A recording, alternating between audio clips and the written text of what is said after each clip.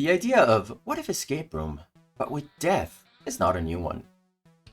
Even before the concept of escape rooms grew to become as popular as it is today, movies like James Wan's Saw in 2004 were preying on people's claustrophobia, puzzleophobia, and getting your head drilled phobia to perfectly terrifying effect. Anime as a medium arguably first dipped its toes into the death game genre, as it's come to be called, with Madhouse's 2007 adaptation of Nobuyuki Fukumoto's Kaiji Ultimate Survivor, a massively influential manga, which still stands as one of the most compelling stories the genre has ever conjured up. Kaiji is important, because it introduced the idea of participants putting themselves through the horrors of the game knowingly and willingly, for a chance at a better life. A frankly genius concept, born undoubtedly from a 2-hour-long drunken would-you-rather debate Fukumoto had with his friends one night, and one that seamlessly invites themes of anti-capitalism and anti-gambling into the death game genre. Among Kaiji's most famous successors are shows like Kakegurui, Tomodachi Game, and a little-known one you might have heard of. It was called Squid Game, and it made a squidillion dollars. Yes, Hwang Dong-hyuk's 2021 cultural phenomenon has been credited by the show's creator himself as having been directly inspired by Kaiji Ultimate Survivor, proving once again that there are no more original ideas anywhere, and that culture is an Ouroboros that will eventually consume itself until there's nothing left but season 564 of The Simpsons. Emily, meet me at the kitchen cube. Hunger Games, Battle Royale, Mirai Nikki, Alice in Borderland, The Platform, Escape Room. By now, the death game has been done to, well, death. And these days, it takes something special to stand out from the genre's most defining works, and to add a page to its storied history. Is it really possible, then, that Shibou Yuugi, a light novel adaptation by Studio Dean, of all things, could actually be the next fresh take on the genre? Probably not, but I still really want to talk about this anime.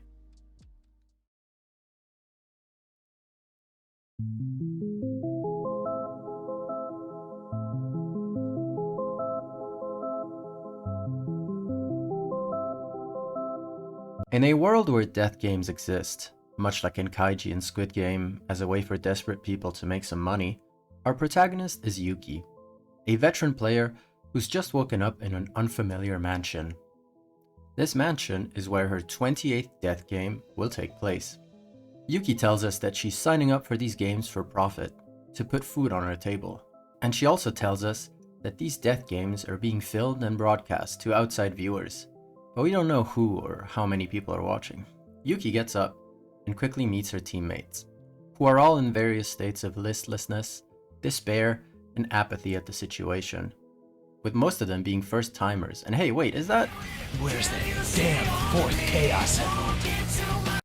I'm gonna leave it at that as far as the story goes. It's the kind of first episode that deserves to not be spoiled. Just be aware that it's likely to be a somewhat mentally taxing experience. Really, what I want to praise most about Shibou Yuugi is what I always look for most in an animated show. Its presentation. Mr. Sota Ueno is the director of Shibou Yuugi. He's been working with Studio Dean for a while now, and after earning some credit as an episode director on shows like Cells at Work and Sasaki and Miyano, he finally got his debut as a director with 2024's Gimai Seikatsu. While Gimai was an obviously limited production, and ultimately ended up buried under the stack of 2024's many masterpieces, it was still a show with a distinct voice. I remember being particularly fond of the main character's dreamlike flashback sequences that were paired with this sort of old-timey, distant and distorted sounding piano melodies. The way it would hold on a shot for extended periods of time to let the silence do a lot of the talking.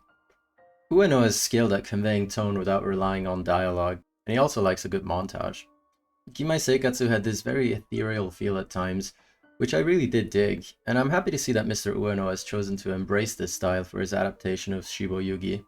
To give a genre that is so often gratuitously dramatic with its psychological conflicts and more subdued tone, it's interesting. Ueno's approach to directing translates smoothly from Gimai to Shibou, and that Shibou's first episode feels like a dream from start to finish. One of those dreams with a beginning and an end, but one where you forget the details of what exactly happened once you've woken up. The mansion has this intangible quality to it, where it's not exactly clear how large it is, or how its rooms are even connected to each other.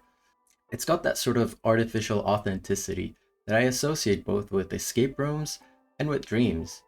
And the backgrounds portray that feeling perfectly, accented with these sort of rough painting patterns, like they were put together from a heap of plywood and memories.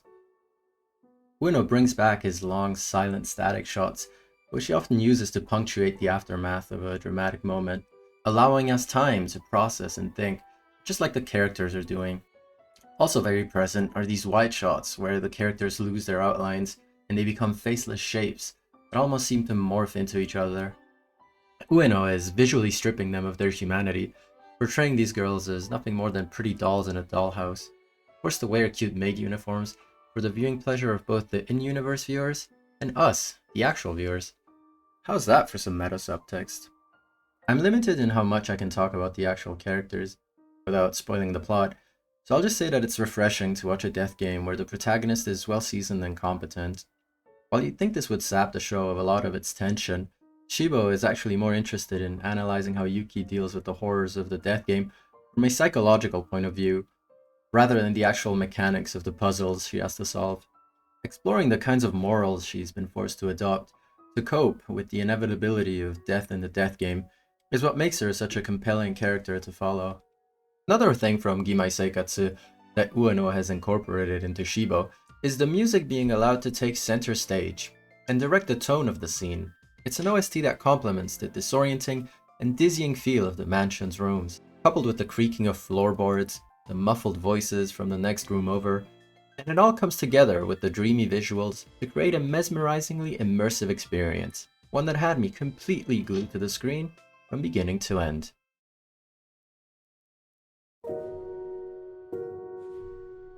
Studio Dean has clearly put a lot of effort where it counts, and created a really tight, concise, and powerful pilot for Shibou Yuugi, leaving the greater mystery of the world untouched in favor of a solid, story-driven prologue. A gamble that has paid off for many a show in the years, so hopefully Dean can keep this ball rolling, because I really like this. But I also know that first episodes aren't always an indicator of the quality of the rest of the show.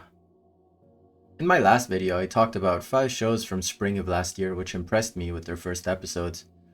You know how many of those I actually ended up finishing? 1. It obviously makes sense to polish the first episode as much as possible, to hook the viewer into watching more. So this sort of drop-off unfortunately happens quite often.